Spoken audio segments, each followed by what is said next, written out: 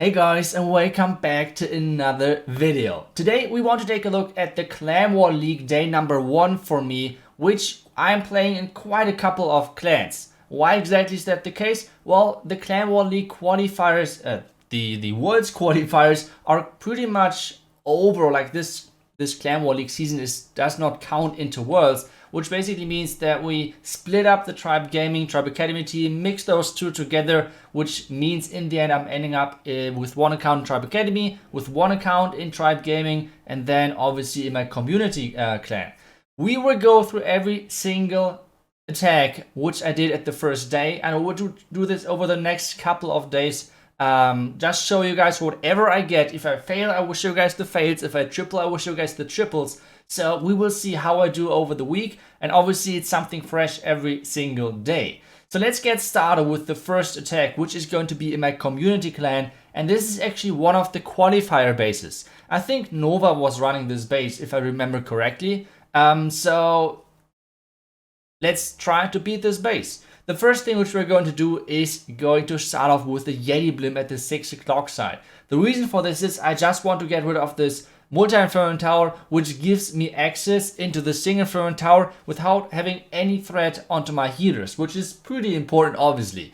So then my queen is going to charge in. This inferno tower is taken down, so my healers are not having any pressure whatsoever. I'm going to charge in, wall break at the Expo so I can reach the eagle. That's pretty important. The clan castle should come out at this point as well, which means there's going to be a lot of damage, but still I think I can power through that with the rages, and this should be around about the things which we want to take out. So as long as we take out this, we have a really good pathing for our hybrid.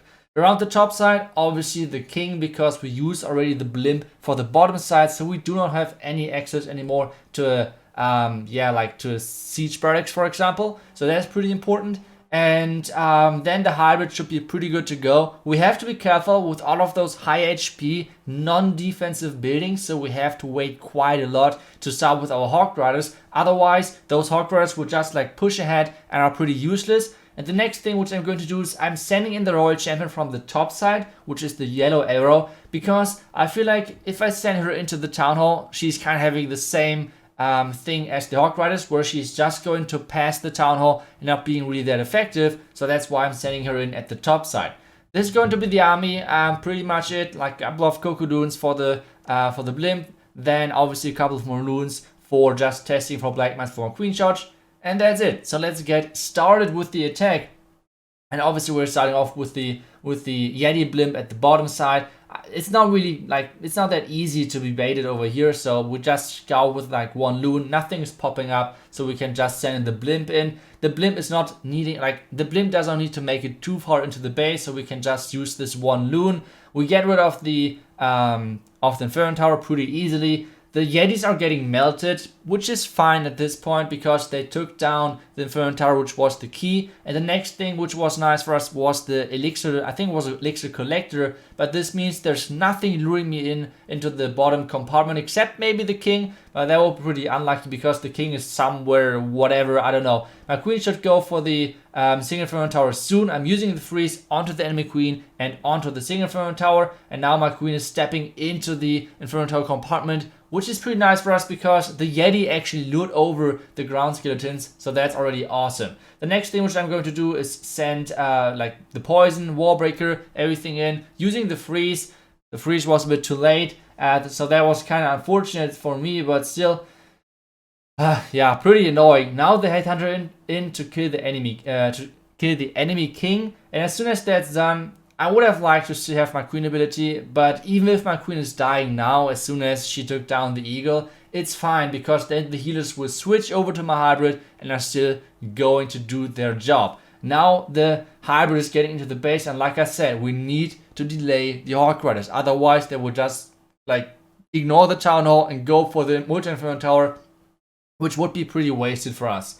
So this is why I'm sending in the Hawk Riders now, waiting pretty long, but I still need the DPS of the Hawk Riders to get through the Town Hall quickly. This is why I didn't like waited with them until, I don't know, like way longer. The Royal Champion at the top side, unluckily the king is running out of the range of the ground expo, which is leading like to a pretty early royal champion ability, which is not the best thing. But now she's jumping into the heal spell, which is nice. As I said, the healers are transitioning over to our hybrid, to our miners. We don't have that many Hog Riders left alive, so just to our miners mainly. And well, you guys can see the troops can't really die because there's just so much healing. The healers are luckily on our Warden because that's really important to keep him alive because he's taking so much damage in behind the row of every single miners. That was a joke, by the way. So nice healer on the like over here being completely useless, but in the end it should be enough. We have like 25 seconds left, a lot of miners left, and this should be the first triple of the day for us. The first attack of the Clan War League season, or this month, is starting off as a success for me. And we have 2 more attacks to plan, 2 more attacks to do, and well, then we see how my day number 1 is going to finish off. So let's jump over and get into the next attack, into the next clan, which is going to be Tribe Academy this time. Like I said, we have like an account in every single clan over here at the moment. And this one is going to be, nope, it's not going to be Queen Charge Hybrid. You guys can relax, we're trying to do a couple of different things at day 1. On this one, we're going with the Queen Charge Lalo on this one. It's actually a pretty popular base. I have attacked already this base a couple of times, so I kind of know, as long as I execute everything correctly, this should be a triple, but I mean, there can be always things going wrong. So what I'm doing over here, I'm forcing my queen to the right side with using the king at the left side, and then the king is getting forced into the single front tower compartment to take that out, so I don't have any second threat. I need to use the king ability pretty early at the Dark Spell Factory at the 6 o'clock side. Otherwise, my king is getting targeted by the single front tower, and that will be pretty bad, or like I have to use a freeze, which is not optimal at this point. The next thing, I want to have my queen walking in, wall breaking in and everything, but the question now, like the challenge now, is to get my queen over there because she could like run somewhere else and like go somewhere else. So what we have to do, as soon as my queen is kind of stepping on top of the gold storage, we have to use the royal champion at the right side, like a wizard or something behind, to take down the right side with all of those buildings, the air defense. And as soon as the air defense is down, my queen should backtrack as soon as she shot the gold storage on the right side. So then she's like kind of backtracking in, and then we have her where we want her to go, kind of. So that's the goal of this attack.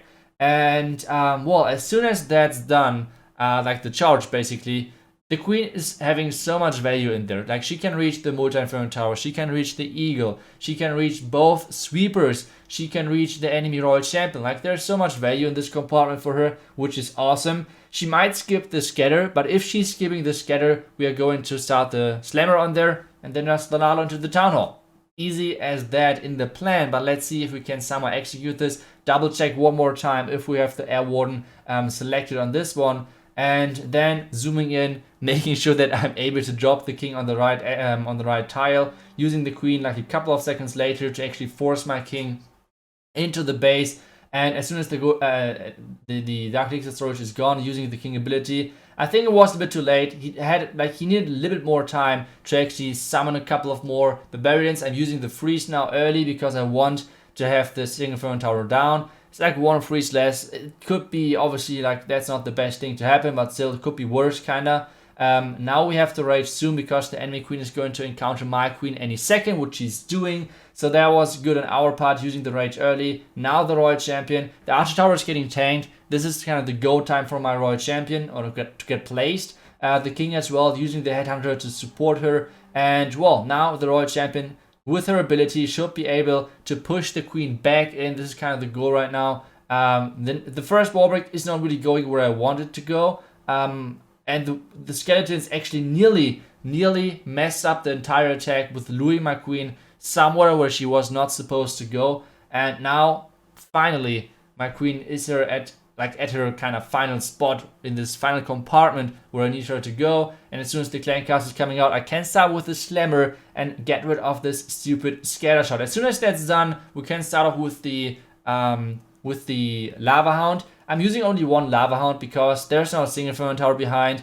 Normally there should not be too many black mines because it wouldn't make too much sense. There's 1, but the lava hound is tanking long enough for this. And now the slammer is making it close to the town hall. The next rage for the queen. Now it's a lot of things at the same time. Queen Charge on the right, make sure that she's staying alive. Loons into the Town Hall, a lot of loons, then the Warden ability obviously, and now it's all about the scatter. The scatter is actually switching to my queen, so I need to make sure that my queen is staying alive without using her ability, because if I use her ability, the scatter shot is switching off of her, and that will be pretty bad because we don't have a freeze for the scatter and all of my loons will be kind of weak. So now I'm not using the haste, not yet, like now to the back end because I want to wait. Using the haste over there could be placed way better to be honest, but it should be enough. It's like a huge overkill. And well, that was the second attack. So far, we're looking pretty good. We have one more attack to do on day number 1. And then you guys can let me know. Would you guys like to see every single day of my Clan War League week or like Clan War League month? I don't know. Would you like to see that on my channel? Because obviously I will use every single day a different strategy, every single day like attacking different bases.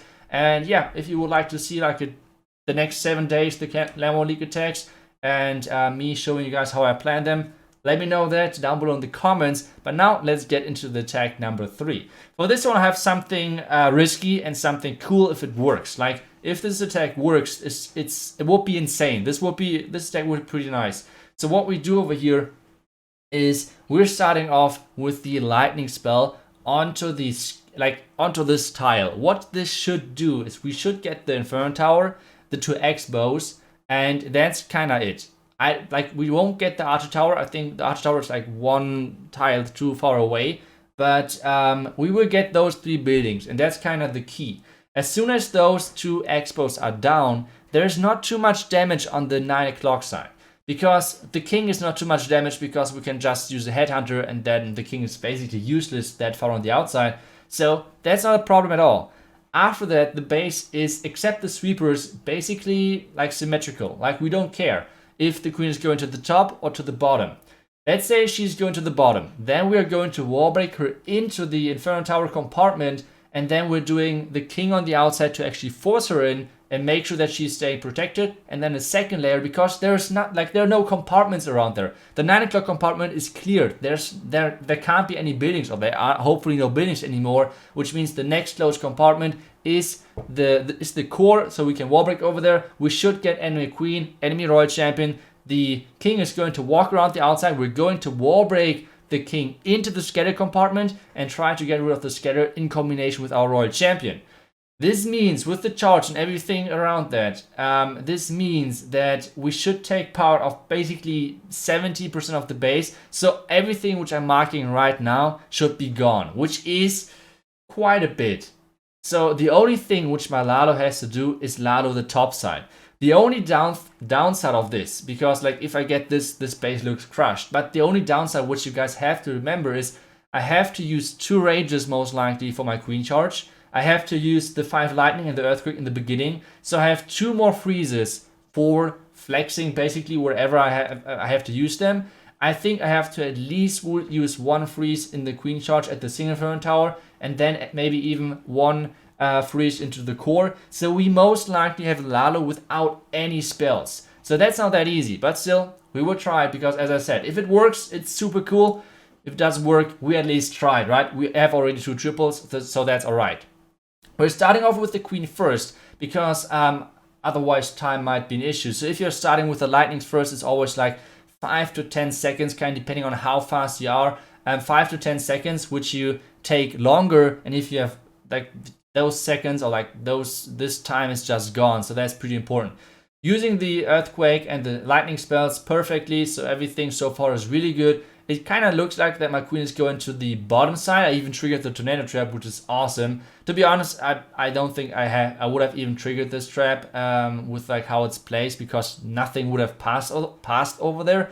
But either way, now the queen is getting into kind of the danger zone for now, using the freeze, so she's safe again.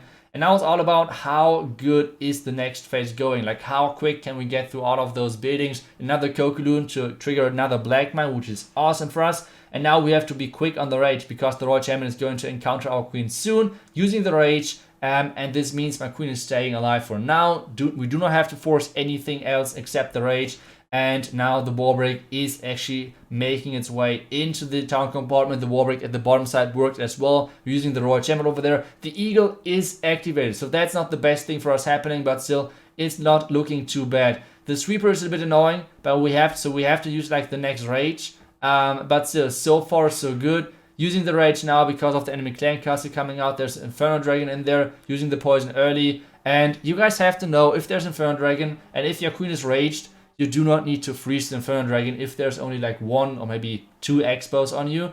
It's normally enough. It's normally fine. So that's something which you need to remember.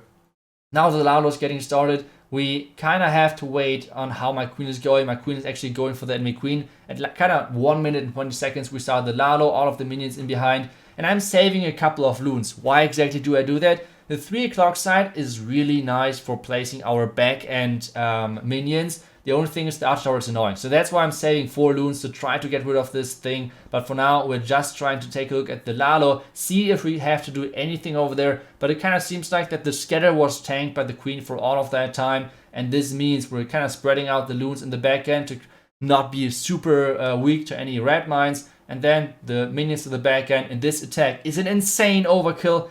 Warden ability, who needs that on Town of 13? Who cares? Another swag freeze. So that's going to be the 3rd triple for us of the day. And well, pretty successful Clan War League day. Obviously not every single one of them is as successful as this one. So one more time, let me know if you guys would like to see every single Clan War League day of mine. And I will stream all of those, always at 8 p.m. CEST in German though. But still, if you want to watch the attacks live, make sure to hop over there. I will see you guys back tomorrow for another one. See you guys until then, and bye bye.